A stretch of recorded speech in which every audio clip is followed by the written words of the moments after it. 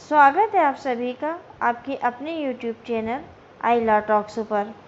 दोस्तों, मैं डॉक्टर इरशाद खानम आज फिर आपके सामने एक नए वीडियो और एक नए टॉपिक के साथ। आज हम बात करेंगे दंड प्रक्रिया संहिता के अंतर्गत जमानती और गैर जमानती अपराध के बारे में।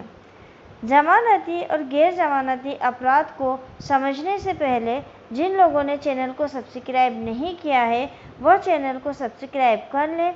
कोने में एक बेल आइकन दिया गया है, अगर आप उसको क्लिक करते हैं तो मैं जो भी नया वीडियो अपलोड करूंगी उसका नोटिफिकेशन आपको तुरंत मिल जाएगा। चलिए दोस्तों, हम बात करते हैं जमानती और गैर जमानती अपराध की। गैर जमानती अपराध को अब अजमानती अपराध भी कह सकते हैं।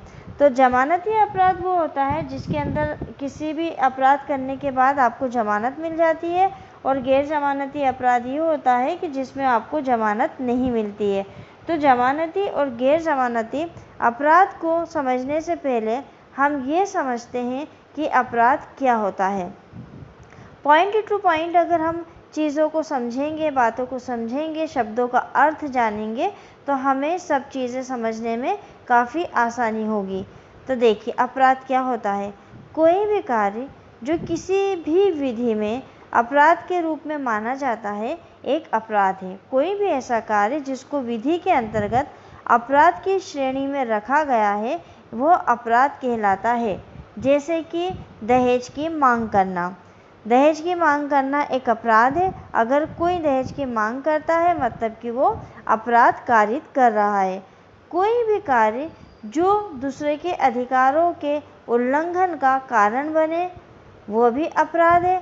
अब दूसरों के अधिकारों के उल्लंघन का कारण कैसे बने कि किसी का ये अधिकार है कि वो एक शहर से दूसरे शहर में जा सकता हो, लेकिन कोई बिना किसी रीज़न के उसको दूसरे शहर में जाने से रोकता है। मतलब वो क्या कर रहा, उसको जो अधिकार दिया गया है उस अधिकार को उपयोग उसको नहीं करने दे रहा है, तो वहाँ वो अपराध कारित कर रहा है। दूसरों को इतनी खतरनाक क्षति पहुँचाता है जो बड़े पैमाने पर समाज को प्रभावित करे, उसे अपराध के रूप में विनिर्दिष्ट किया जाता है।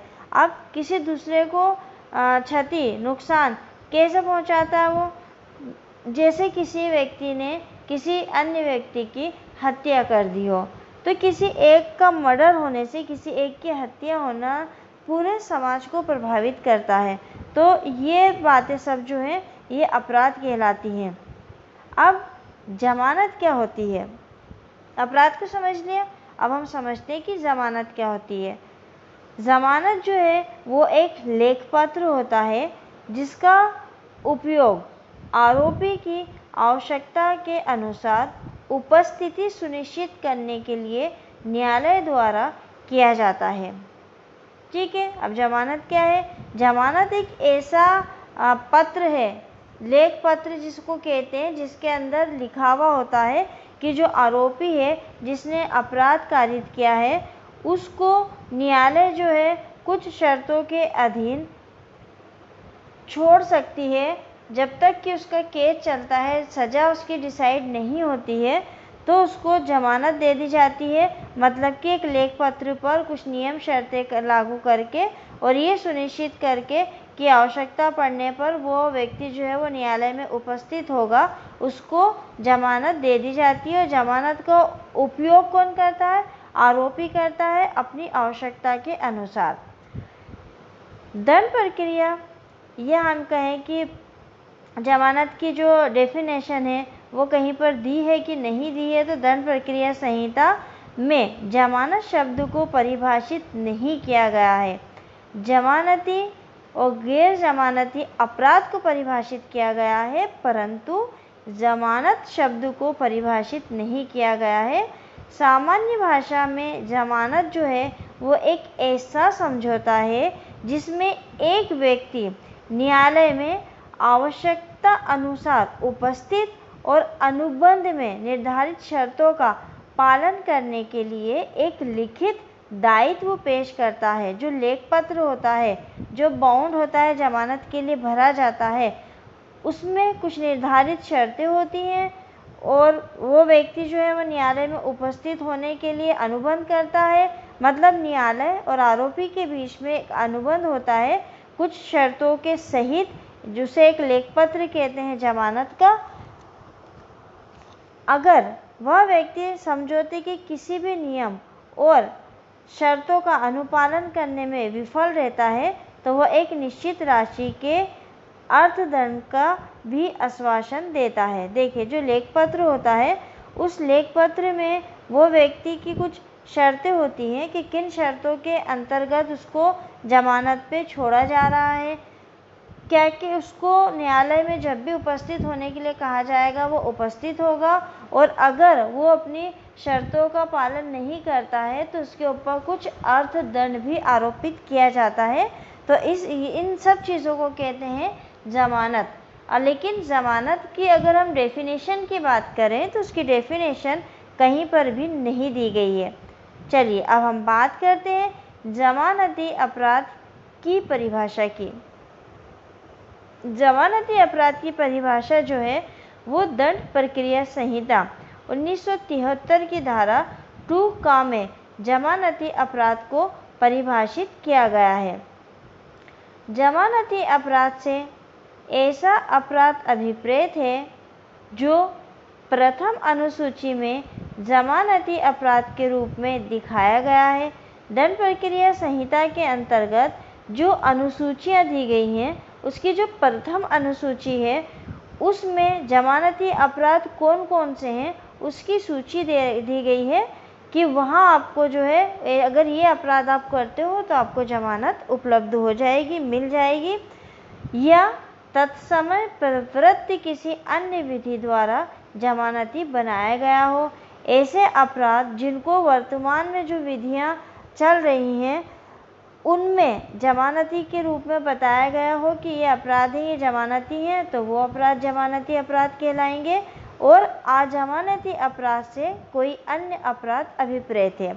अब यहाँ जो ध्यान देने वाली बात है वो यह है कि यहाँ पर अजमानती अपराध या गैर जमानती अपराध की अलग से कोई डेफिनेशन नहीं दी गई है।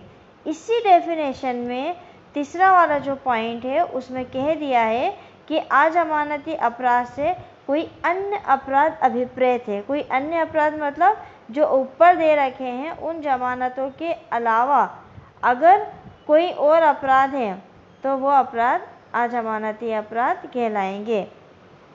जमानती अपराध निम्न तथा सामान्य प्रकृति के होते हैं। कुछ अगर अपवादों को हम छोड़ दें तो इनमें जो जमानती अपराध है उनमें 3 वर्ष से कम कारावास या केवल अर्थदंड से दंडनीय अपराध जमानती बनाया गया है। इसमें अभियुक्त को जमानत स्वीकार करना, जो अभियुक्त व्यक्ति है उसकी जमानत को स्वीकार करना पुलिस अधिकारी और न्यायालय का कर्तव्य है। जमानत का अधिकार जो है वो व्यक्ति का या मनुष्य का एक विधिक और मौलिक अधिकार है। मतलब जमानत का जो अधिकार है वो आपका कौन सा अधिकार है? मौलिक अधिकार है, आपका एक लीगल अधिकार है। और जमानत को अगर आप जमानती अपराध कर रहे हो जो कि प्रथम अनुसूची में दर्शाया गया है तो आपकी जमानत को मतलब अभियुक्त की जमानत को स्वीकार करना ये पुलिस अधिकारी का और न्यायालय दोनों का कर्तव्य है। अब पुलिस अधिकारी और न्यायालय का कर्तव्य कैसे है? कुछ अपराध ऐसे होते हैं जिनके कि आप थाने पे जाओगे तो वहीं पे जमानत हो जाती है। कुछ अपराध ऐसे होते हैं जो कि न्यायालय के माध्यम से ही जमानत उपलब्ध होती है। आपने अक्सर सुना होगा कि थाने पे जमानत हो गई है, कई बार आप सुनते हैं कि न्यायालय में जमानत हो गई है, तो थाने पर भी जमानत होती है। कुछ जो ऐसे अपराध होते हैं छोटे मोटे उसकी जमानत थाने पे हो जाती है और न्यायालय भी जमानती अपराध में जमानत दे सकता है। तो ये दो जमानत के जो अपराध है उसके ये 2 लोग हैं जो उसको जमानत दे सकते हैं। अब जमानत का अधिकार चूंकि इन दोनों का कर्तव्य है तो मनुष्य का क्या हो गया? ये अधिकार हो गया और ये इसका एक मौलिक अधिकार हो गया और ये इसकी अपने इस मौलिक अधिकार की मांग कर सकता है। एक पुलिस अधिकारी जिसकी हिरासत में आरोपी है को दोबारा जमानत दी जा सकती है। अगर कोई व्यक्ति है उसकी एक बार जमानत हो गई है, वो अगर ऐसा अपराध कर रहा है जो जमानती है और फिर से आता है, तो पुलिस अधिकारी उसको डबल से भी जमानत दे सकता है। जमानती मामले में आरोपी को न्यायालय दोबारा भी जमानत दे सकती है। मतलब पुलिस अधिकारी और आपका न्यायालय, ये दोनों जो है वो आरोपी को जमानती अपराध में दोबारा एक के बाद दूसरी बार भी जमानत दे सकता है। आरोपी को गारंटी या बिना गारंटी के एक जमानत का बॉन्ड भरना होता है, जिसको कि हम लेखपत्र कहते हैं, वो भरना होता है, जिसमें कुछ नियम और शर्तें होती हैं, वो भरकर उसे जमानत पर छोड़ दिया जाता है। तो ये होगा हमारा जमानती अपराध। अब हम गैर जमानती अपराध की बात करते हैं। गैर जमानती अपराध को अजमानती अपराध के नाम से भी जाना जाता है। एक गैर जमानती अपराध में मामले में जमानत का अधिकार मौलिक अधिकार का विषय नहीं होता है। जमानती अपराध चूँकि प्रथम अनुसूची में दर्शा दिया है कि इसमें आपको जमानत मिल जाएगी, तो चूँकि विधि ने ही आपको जमानत का अधिकार दिया है तो वो आपका मौलिक अधिकार हो गया।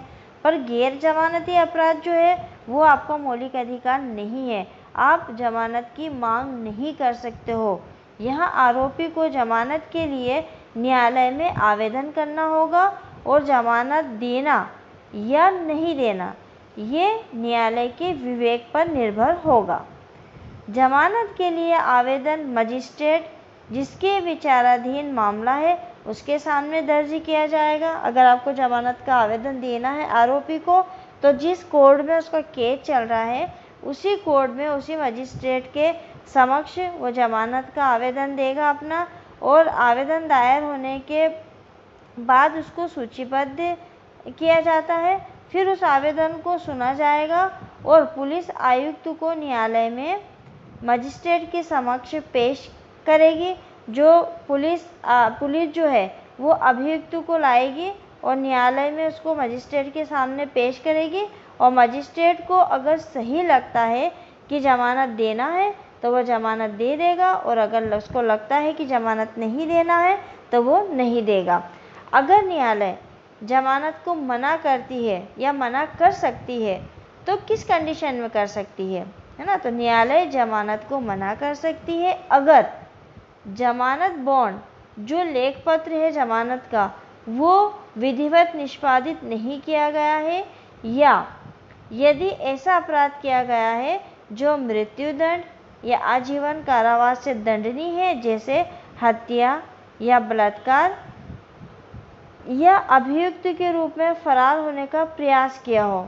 मतलब जमानत के लिए न्यायालय कब मना करेगी, जबकि उसने जो बॉन्ड भरना था उसको सही से नहीं भरा हो, विधिक रूप से ना भरा हो, उसने ऐसा अपराध किया है जिसमें उसको मृत्युदंड या आजीवन की कारावास हो सकती है, या उसने हत्या की हो, जैसे हत्या करी हो, या बलात्कार का आरोपी है, इसमें उसको मृत्युदंड या आजीवन कारावास की सज़ा होगी, तो ऐसे व्यक्ति को जमानत देने से न्यायालय मना कर सकता है। या फिर अभियुक्त के रूप में लग रहा है कि अगर जमानत दे दी जाएगी तो ये फरार हो जाएगा, या उसकी पहचान जो है वो संदिग्ध है, तो इस कंडीशन में न्यायालय जमानत से इनकार कर सकता है। अब जमानती अपराध कौन से होते हैं और गैर जमानती अपराध कौन से हैं? देखिए, जमानती अपराध कौन से जिसमें कि न्यायालय या थाने वाले आपको जमानत दे देंगे। जमानती अपराध में की परिभाषा दी गई है, उस जमानती अपराध में ही गैर जमानती अपराध की परिभाषा को भी सम्मिलित किया गया है। दंड प्रक्रिया संहिता की जो धारा 2 का है और गैर जमानती अपराध कौन से? जो जमानती अपराध की डेफिनेशन है, जैसे कि किसी की हत्या कर दी हो, अपराध से ऐसा अपराध अभिप्रेत है जो प्रथम अनुसूची में जमानत के रूप में दिखाया गया है। ये तत्समय प्रवृत्त या फिर तत्समय प्रवृत्त किसी अन्य विधि में जमानत के रूप में दिखाया गया है। अपहरण कर लिया हो किसी का। गैर जमानती यानी कि अजमानती अपराध से कोई अन्य अपराध अभिप्रेत है। तो गैर जमानती अपराध की वैसे देखा जाए तो डेफिनेशन में ये है कि जो अपराध जमानती नहीं है वो सारे अपराध गैर जमानती अपराध हो जाते हैं, और गैर जमानती अपराध की जो परिभाषा है वो जमानती अपराध के अंतर्गत ही दी गई है। कमेंट्स और शेयर ज़रूर करिएगा, और साथ ही साथ मैं अपने ब्लॉग की लिंक जो है वो इस डिस्क्रिप्शन में दे रही हूँ, इसके साथ आप उस पर भी मुझे फॉलो करिएगा। मिलते हैं बहुत ही जल्द अगले वीडियो में एक नए टॉपिक के साथ। तब तक के लिए शुक्रिया, धन्यवाद।